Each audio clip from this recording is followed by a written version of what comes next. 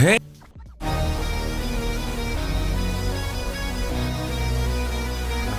Clock ticking down. We're in Houston. He did not get that play correct out of the timeout, and Popovich obviously upset with Manu. Here's McGrady for three. 35 seconds to go. Continues to hit at the line. And the Spurs now lead by 7. Rockets looking for a quick shot. Bowen is all over McGrady. Foul is picked up. It's a potential 4-point play. Tracy McGrady from downtown. And Tim Duncan could not get out of the way. He's called for the foul. Wow. What a shot by McGrady. You'll see the screen by Yao Ming, which forces Duncan to help, and he just draws the contact and somehow gets it to go. Incredible shot by T-Mac. 16.2 to go in the fourth. And Barrett can't find anybody. They have no timeouts remaining. Finally gets it in to McGrady. McGrady over Bowen for three. Yes! Yes! Tracy McGrady. 13 points. They've outscored the Spurs 14-6. And this a moment ago. Well, they almost didn't get the ball in, and now you've got the best defender in the game on McGrady. How does he hit this? Bowen not wanting to pick up the foul, and McGrady amazingly somehow gets it to go. It's a 2-point game. And a good job by Andre Barrett. They had no timeouts left, close to a 5-second count, but got the ball inbound, so 11.2 to go in this fourth quarter. San Antonio now clinging to a 2-point lead. They've led by as many as 11. Yao Ming on the inbounds, trying to make things difficult for Brent Barry. Gets it in. Dylan Brown lost it. I just down 2 seconds. I made my move. I shook in my creative space and I went up for the shot. 5, down to 4. McGrady at the buzzer. Yes! And it's good. The Rockets win it. Oh, give me 5. I don't believe it. I do not believe this. The crowd is just going crazy. My teammates are trying to chase me because I'm running and I'm trying to get away from them. All those people who left, they're driving home in their cars right now wondering, what were we thinking? I'm never, ever thinking about missing the last second shot. This is one of the greatest comebacks in Rocket history. I have never seen anything like this. Remember, give the ball to him when there's 35 seconds left.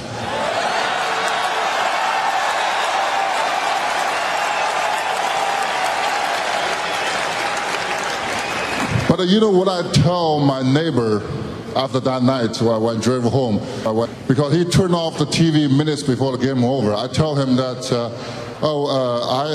T-Mac and I scored 15 points in the last minutes to turn the game around.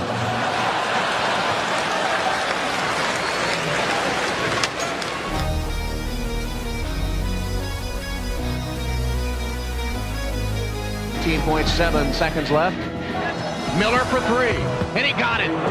Reggie Miller with a clutch tray, and it's 105-102. And a steal. Miller retreats to the three-point line and hits again.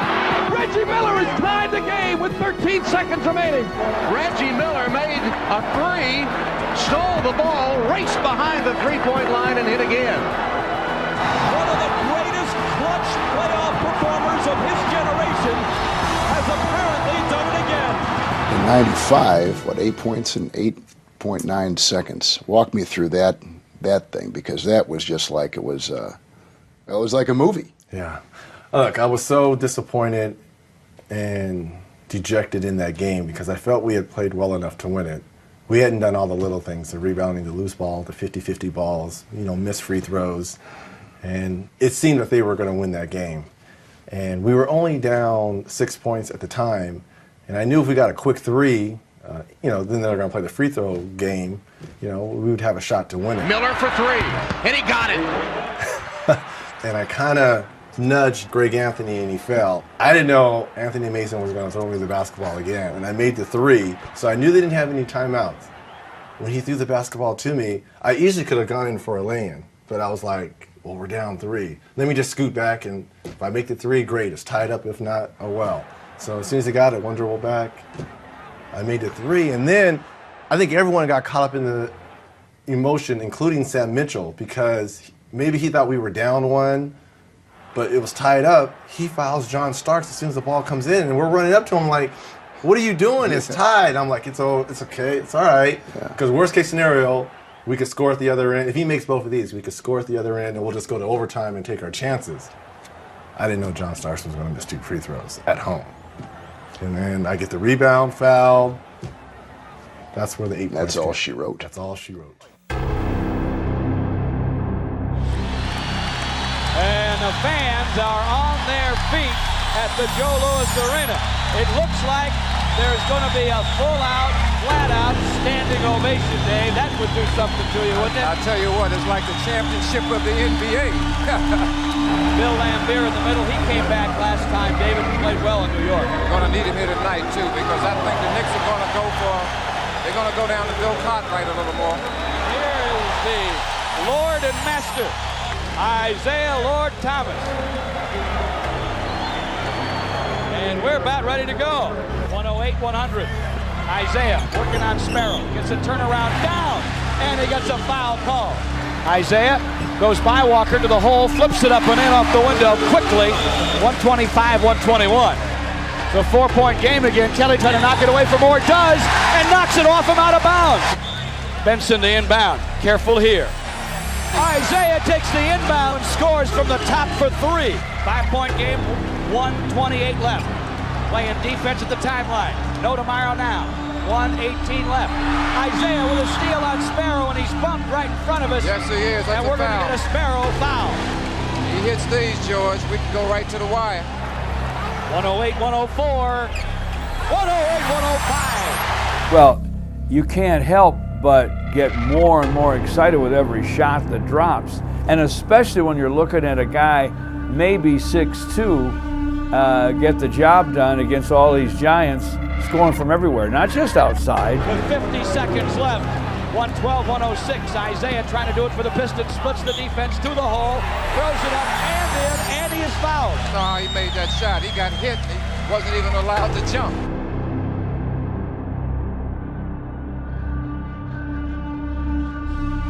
You know, he began to take Darryl Walker and Rory Sparrow and all those New York Knicks guards off the dribble to the basket and scoring, hitting 3-point shots. And Bernard King at the time was still trying to match him shot for shot. And we have 18 in our shot clock, 30 seconds left. New York up 1, a clear out and a baseline jumper by King, and he scores it. Oh, he is a great, great player. 114-111. Chuck Daly disgusted, but he'll take a time here. With maybe 30 seconds or so left, Laimbeer inbounds the ball and gets it to Isaiah, and Isaiah just gets a little bit of space. 26 seconds left. Pistons trying to dig it out. They're down 3. Inbound pass to Laimbeer on top Isaiah. 3-pointer.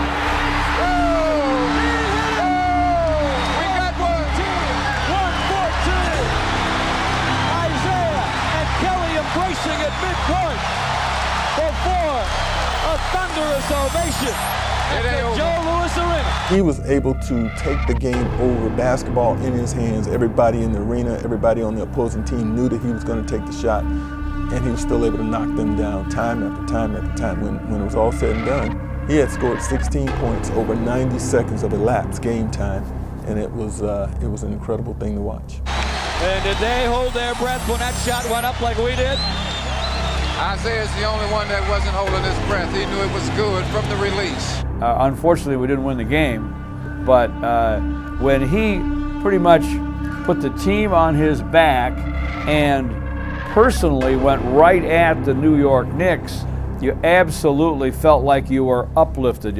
I know I was still seated, but I felt like I was standing or maybe floating. It was unbelievable. 3 seconds, 2,